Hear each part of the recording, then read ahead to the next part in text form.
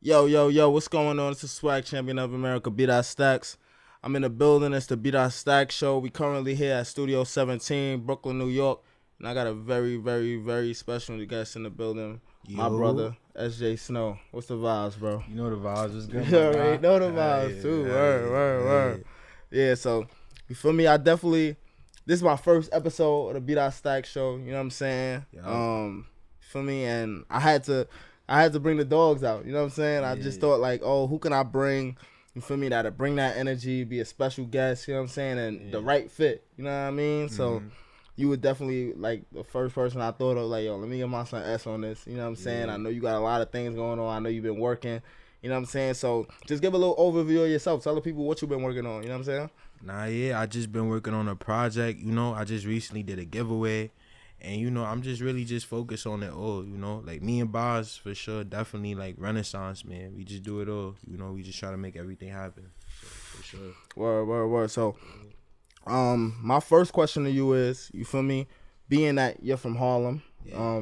a lot of people may not know that, but being that you're from such a place that is so prominent for art, like Mm-hmm. you had the Harlem Renaissance there, you know what I'm saying? You had the Yeah. impact of the Nation of Islam there, you know what I'm saying? Malcolm X's assassination and everything. Yeah. Harlem is such a big place for black art and black media and things that go on in the black community. Yeah. So I want to know, what was some of your inspirations growing up in Harlem that inspired you to want to do what you do today?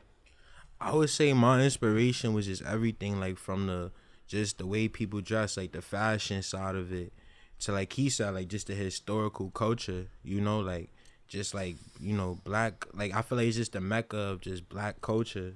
So it's like just growing up, all the different celebrities that used to come to Harlem, it just motivates you to just want to do great things. That's just bigger than just like the nice whips and jewelry and the clothes, but it's just like really just black ownership, just like embracing that and seeing that from a young age is just crazy. Word. For sure. And besides that, I want to know, what was the start for you in music? A lot of people say, like, they had a older brother that made music or a uncle that made music. What was Yeah. your start in music? My start in music is actually like I started off singing in my church choir. And it's funny you say that because like in Harlem, it's so much underground musical talent, that some sees like the daylight, some don't. But I started off in the church and then I transitioned into like singing old school R&B and stuff like that. And my mother, like my household was just always very like music. I even played instruments at a young age. Like I played piano for a while, drums, and also like I could play like the flute too. So Word, you yeah, can play the flute? yeah, I didn't even know that. You yeah. gotta come through the studio, play the flute I one got time. you. Word. Yeah. So what would you say is your biggest motivation now, like, to make music? What keeps you inspired? What keeps you going? What keeps me inspired is just honestly just stories that I feel like I want to be able to tell. Like just being able to talk to people and make them understand like y'all not the only person who may feel this way, or being able to be vulnerable or express how you feel. Cause I'm one of those people, like I really may not feel comfortable telling everybody around me, yo, I feel like this right now, or this is what's on my mind. But when I'm in the music zone, it's like I'm me. That's my time to just let go of how I feel and the shit that I'm going through and Facts. express it. Yeah. Facts. Nah, that's fire though. That's fire though. And I'm aware that you got a tape on the way. You know what I'm saying? Yes, sir. What's Yes, tell the people sir. the name of the tape? Listen, man, I got a tape on the way called No Time to Waste. I know y'all probably wondering, like, damn, no time to waste. Like, what's up with that? But basically, like, it's just like me letting y'all know, letting the world know, like, I don't want to waste no more time. I feel like I wasted a lot of time not appreciating what God blessed me with like my gift and my talent of doing music and making music. So it's like, I don't want to waste no more time. I don't got no more time to waste because I'm getting older, not younger. And my birthday next month, so yeah. For happy early birthday to you, for sure. You know what I'm saying? I feel like that's a real good way to describe, like the zone that you're trying to get in and the space that you're trying to get in. Obviously, you're a young man, you know what I'm saying? We all getting older. And I feel like a lot of us in our community, we do tend to waste a lot of time. We tend to, feel me, lollygag on things and things like that. You feel me? So I want to know, when you're in the studio and when you're in that space in which you're creating, what's your creative process like? What do you kind of like get into? What's the vibe like? What's a typical studio session for SJ look like? I would say a typical session, it just depends on how I'm feeling that day, believe it or not. Like, if I'm feeling sad, I might come in with a mindset like, all right, I want to talk about this topic. It could be a relationship, or it could just be something me and my homeboys is going through, or just stuff in my crib with family and stuff. So it really just depends how I feel in that moment. I try to keep it really raw, real simple, you know, just authentic. Whatever's there is just there. Word. And you working with any producers, working with any other artists that we can see any features from, anything like that? Nah, yeah, for sure. I'm working with a producer named Kink Beats. Shout out Kink. He's actually one of the first producers to send me a beat. And recently he just got a placement with Montana 300. So shout out to him for sure. Word. So yeah, I definitely wanted to just give the people an overview of who you are and what you got going on, what's going on currently in your life. But I want to take it back. Like, I want to take it further back. I want to know your journey. I want to know your story. Like, tell me about yourself. What type of kid were you growing up? Was music always your first interest, if anything? Well, originally growing up, like in Harlem, sports is like a really big thing. So it's like, growing up, I played AAU basketball. I played football. I did boxing for a minute. I played lacrosse. Like, I played so many different sports, even tennis, golf. So like, I really was like focused on sports all the way up, I want to say, until like probably my freshman year of high school. That's when I first decided to myself, I'm like, yo, I've been singing other people's music for years and performing it, doing talent shows, different stuff. And I'm like, yo, I want to be an artist. Like, I'm always around it. Like all my homies was making music, rapping, and all of that had their own records. So just being inspired from just seeing other great creative people made me be like, yo, I could do this shit too. Facts. Yeah. So I Yeah. want to know though, like, cause you ain't short. I don't know, behind the cameras, it might look short. Yeah. This nigga is like 6'3", man. This nigga is tall, man. So I don't know. I've always said like, yo, man, I ain't 6'3", man. I'm about to, for me, go get me a day job, whatever. You know what I'm saying? That's why I work in the studio. You know what I'm saying? What told you, instead of playing sports, you know, I got the size. I know I could have did this, did that, and the third. What made you really lock in with the music, though, like over sports? And because sports, we all know sports is big in our community. You know what I'm saying? Everybody want to play sports. What really made you lock in with that? Honestly, well, when it come to me playing basketball, I was a late bloomer. So I kind of like, I started late. So like, I knew for a fact at a certain age, I was like, you know, you got to be realistic. And you like, man, I'm not making it to the league. You feel me? So like, once I accepted that side of it, I'm like, okay, what else am I good at? And I've been writing music. Like, before I ever recorded, I've been writing music since, I want to say, probably the age of like 15, 16. So I already was like been writing records. Some of the stuff that I put out recently, like my single Crocs, when I look back at my notes, I wrote that one up. I was 16, bro. Word. 17. Yeah. Seriously. Word. Yeah. Nah, that's crazy, though. Yeah. That's crazy, though. I want to know, too, you know, what's your ultimate goal with the music? Because me being a fan of music, I always see artists, you know. We always see the artists. They come in, they get a hot single, and they're out of the game in a few years. We don't see them anymore. So I want to know, what's your ultimate goal as an artist? And even if it's not being an artist, what are some further goals you have? Of course, we know in hip-hop, we got the Jay-Z's, we have the 50 Cents who are moguls. Beyond hip-hop legends. They're moguls, just like you said. You know what I mean? So what are some of your goals outside of just hip-hop and along in hip-hop as well? I would say some of my goals is just like inspiring the youth and just bringing like just New York back in a way. I feel like it's been a while since New York really has something to stand behind and be proud of coming from out of the city. So just bringing that passion back and just bringing our own originality back, I feel like, to the world, you know? I feel like that inspires me. And besides music, you know, like, I've always had like a businessman hat on. So I'm always thinking of just different business ventures, investments, you know? Just a bunch of different things that I want to get under the way. So definitely, you know. And when you say business ventures, what particular comes to mind? Does it, because, you know, like, I always like the idea of like the give backs with the basketball. You know what I'm saying? When we have the little tournaments in the hood, and you know, we have little Christmas drives that give away toys and stuff like that. What are some of the things that you got in mind? You know what I'm saying? Because I seen you just did the giveaway, gave away 200 on the gram. I was trying to get PC on that. I couldn't find the location. I could not find the location. You know what I'm saying? So what was that about too, though? Like, what was that about? Yeah. So basically, I was just like, I was happy because like I finally started like the proper rollout for my project. So I was like, yo, I got 15,000 views and stuff on my video that I dropped. So I'm like, I just feel like giving back to the people who just show love and supported me. So I'm like, you know what better than to give back to like where it all started from. So I'm like, why not, you know, for sure. Yeah. You know, to me, it sounds as if, to me, you know, like, you talk about your background with playing the flute and things of that nature, and you talk about growing up in Harlem and how you were inspired by the art and the creators that were around you and things like that. It sounds like you're somebody, to me, that's very, like, in tune with, like, what's going on around them, what your potential is as a person and things like that. And I want to know who are some of the people that inspire you, you know what I'm saying, to even have that type of attitude and things like that, even if it's someone just in your life, you know what I mean? Yeah. I would definitely say like my mom for sure, because she definitely was like a staple of just always telling me like whatever you want to do, you could do it as long as you really put your all into it. Yeah. So like whatever you do, always try to be the best at it. Facts. And just try no matter what. Even you win or you lose at it, always try. Yeah. For sure. Nah, yeah. And your mom's, she definitely blessed you with some knowledge with that one for sure. Yeah. You know what I'm saying? But I want to say, you know, like we always have our sports debates and things like that. Niggas always go back and forth with the sports. Who are some athletes that, you feel me, you like it today or like it in the past that, you feel me? Who's your top 3, top 5 athletes ever? Ever, any sport.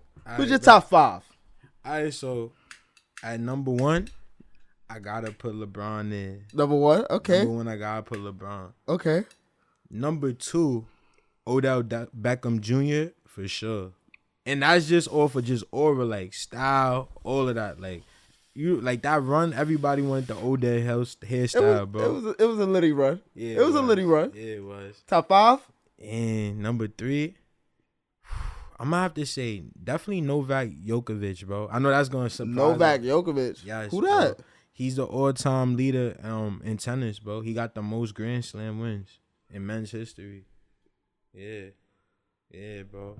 I know who you talk about now. That dude is nice, bro. That's He's interesting. Nice. Yeah. I ain't take you as a tennis guy. Yeah. For me, it would have to be number 1, Tom Brady. Oh, Tom Brady. Oh my God. Definitely. 7 rings. Mm-hmm. You know what I'm saying? Yeah. Dynasties. Yeah. Tom Brady. Yeah. Number 2, Jordan. I see where he's going. Niggas is wildin', bro. Niggas is wildin', bro. Niggas is not going to exclude Jordan, gang. Niggas is not going to exclude Jordan, gang. He's going with this. Number 3. Yeah, I did it. Braun. I can't fight it. You gotta throw him in there. I gotta go Braun. Because look, we gotta really think about longevity. That's why you said longevity is crazy. Athletes, like think about it. Djokovic is almost 40, bro. Still killing niggas. Still ranked in the top 3. I know who you talking about. He like he got black hair, like a white guy type shit. He's Serbian too, bro. Word? So technically he on that timing. Yeah. And it's funny because him and Jokic is actually really good friends from what I saw. Word? Yeah, bro. And he likes LeBron game too. Like he showed up at a couple Lakers games. What you think about Jokic though? Cause niggas is saying he the best in the league, gang.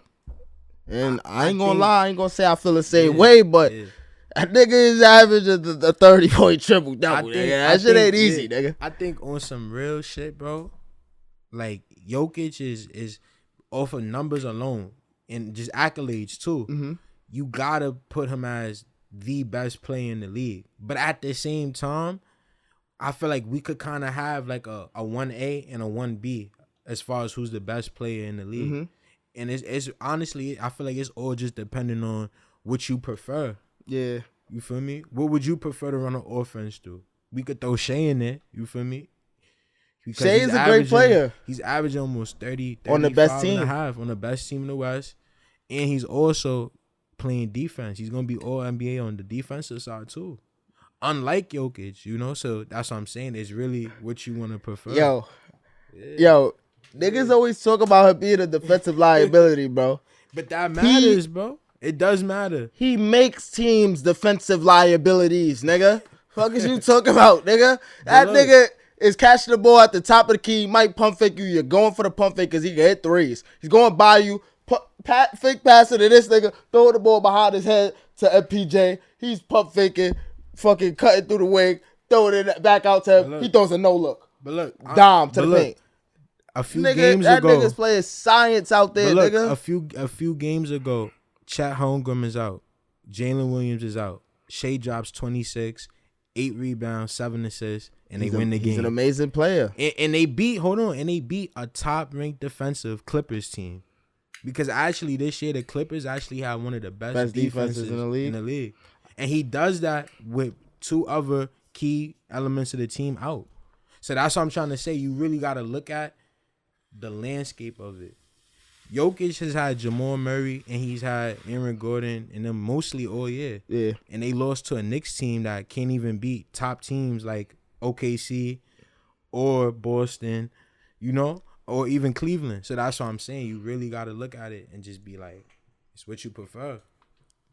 I mean, they both amazing players to me. You know what I'm saying? Yeah. I feel like they both the goods. Yeah. Shea is like, you feel me? Shea is an amazing player, bro. Like you can't deny that shit. They both nice, but I feel like when we really talk about like leading the team, you know what I'm saying? Like Jokic done won the chip, bro. Like I think got 3 MVPs, bro. No, yeah. That nigga, come on, bro. That's BC. And not too many could, like I said, accolades and keep in mind at his age in the league too, because he's not even in his prime yet. In a way. You think so? I don't really Jokic? think he's in his, because think about it's kind of like LeBron with their style of game. It only gets better over time. Reading defenses that you've seen. LeBron is 6'9", 250, and he has 0% muscle fat. Yeah. I don't know if Jokic is always going to be a great player. He's always going to be able to contribute. Because you know what makes Jokic such a good player? I'm going to tell you why I think he'll have longevity, right? He's not the quickest. He's not the most skilled. Mm-hmm. He just has the fundamentals locked in. It's like that Bruce Lee quote, and I might misquote it a little bit, but it's like, you can't fear the person who can throw 1,000 punches. You got to fear the person who's practiced one punch 1,000 times. And so that's why Jokic's game is just so lethal, because I feel like he just knows the right thing. Like, he just makes the right decision. Yeah. If they need him to make a quick basket, he'll get to the lane, post you up, easy hook. Yeah. If you need if it's a shooter open and they double team him in the paint, he's kicking it out to Michael Porter Jr. or Aaron Gordon or Jamal Murray. Yeah. Boom. Or let's say the defense is focused on him. All right, Jamal, tonight's your night. Go eat. I'm gonna just give you 10 dimes real quick. Word. That's a quick 15 for you, and then ISO ball. Jamal might end up with like 30. Word. Yeah. Nah, yeah. But you feel me? I ain't gonna lie, bro. Mm-hmm. I just want to say, like, getting back to you and your music and everything that you got going on, like, I just want to say the way I've been seeing you work, the work I've been seeing you put in, and the things you've been doing, like, I could definitely say, like, I'm proud of you, bro. You know what I'm saying? I'm definitely proud of you. You feel me? Like, you definitely, since day one that we had locked in the studio, you always stay locked in. You feel me? You stay consistent. You know what I mean? Consistently pushing content. Always hitting my phone. Like, that's why I tell niggas, nigga hits my phone every single day, every day. Don't and he inspires me too, y'all, for sure, bro. Because me that. and him have similar work ethic, and it's like real is always gonna recognize real. You feel me? So it's like he's definitely inspiration too. That's why I'm always hitting him up like, yo, bro, what you about to do now? Yo, we need to do this. Yo, let's do this better. You feel me? Always it's all about motivation. And to y'all out there watching, keep people around you that keep you motivated. Definitely. You feel me? Definitely. That's the energy that you need to succeed. You need people that are likewise and just got the same energy and just dedication that you got. Yeah.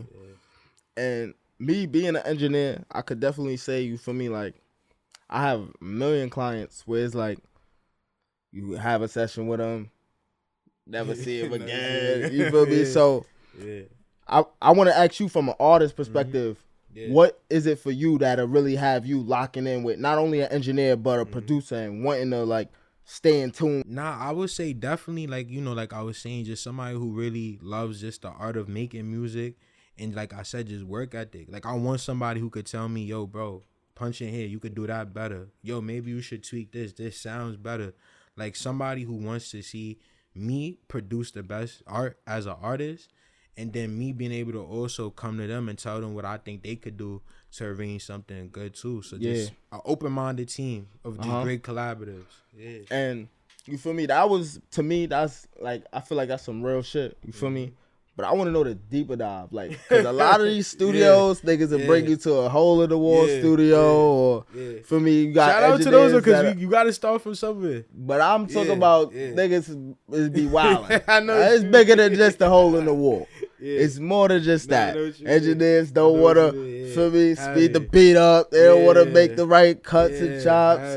You feel me? What does an engineer have to do? Like when a nigga, when you really make a nigga say, nah, this nigga is bag. If I get through one verse and I hear it right, and I'm looking at it and I'm like, damn, like, all right, it's not even no light effects. It's not even like no on that back, like you just speeding through it, then that's how I know, like, he ain't really jagging. Not really jagging it. Yeah.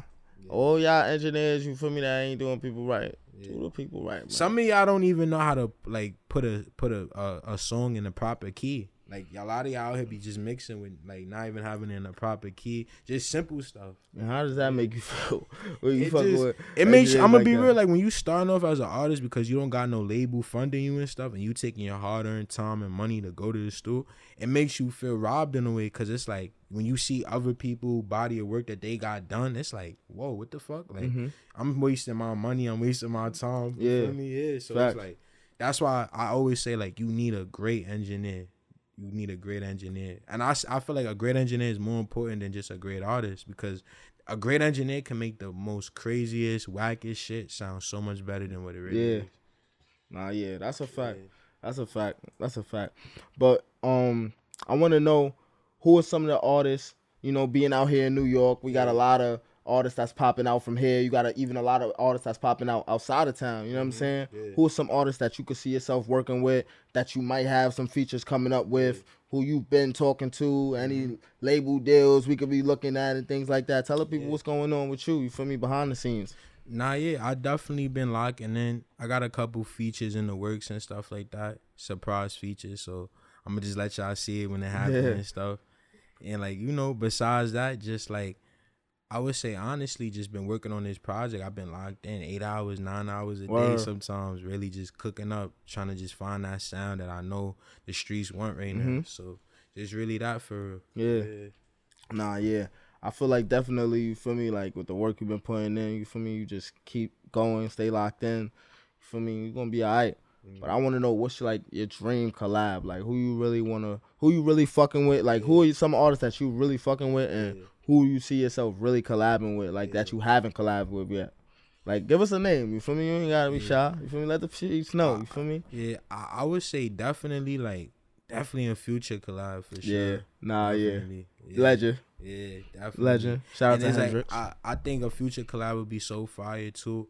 Or even a Drake collab too, is because of the fact, like, just they mad versatile. Yeah. So it's like, I love just versatile music, versatile sound for sure. Nah, I could see both of those shits too. And one feature I also want too, you know, like, hopefully he get out of jail soon.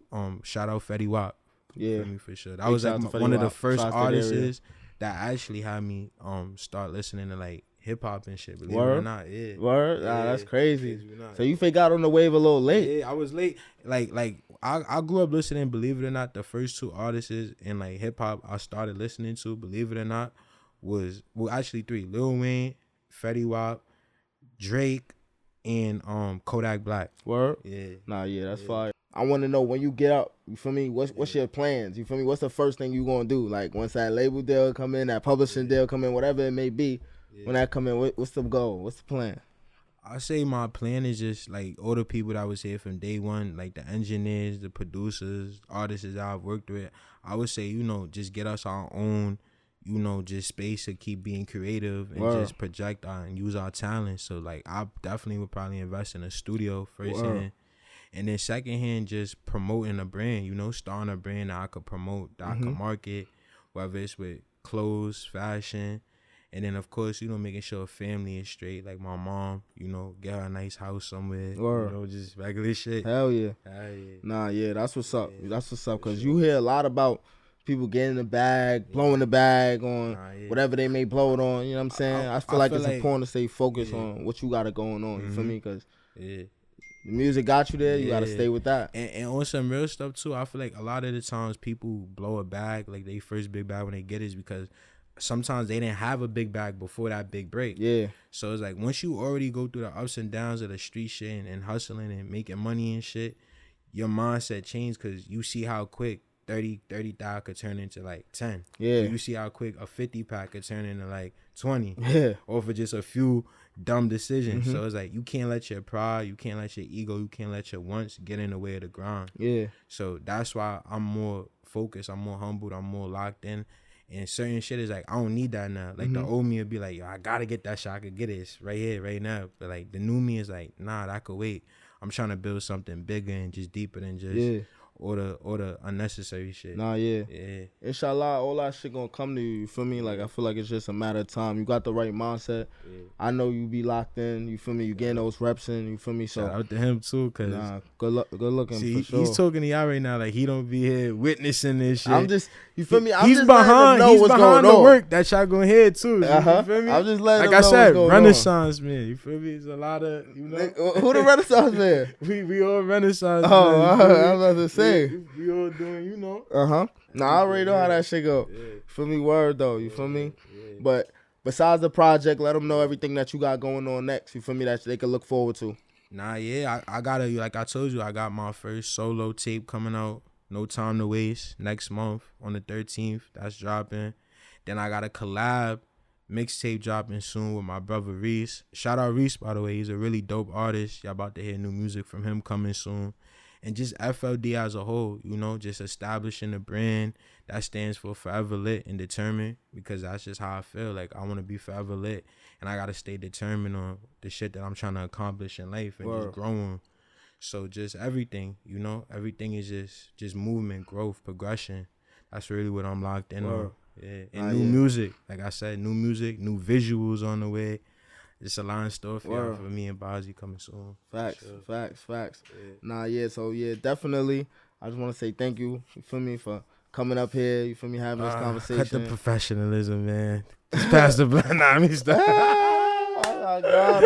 That's my God. But yeah, tell them, you feel me. Nah, yeah. When should we have No Time to Waste? When should we hear that? Like I said, April 13th.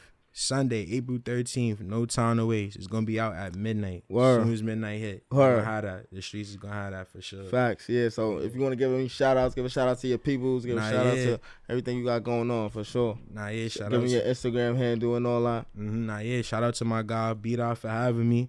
You feel me? I love the setup here. This is beautiful. Good looking, my guy. For sure. Good looking. And, just shout out my fans. I appreciate y'all. Y'all been waiting so patiently. Yeah. And it's all going to be worth the wait. Like I said, April 13th, No Time to Waste. Y'all better not waste time. Y'all better go run that shit up. Facts. You feel me? But until next time. You already know the vibes, man. We out of here. Appreciate you, my guy. Out of here.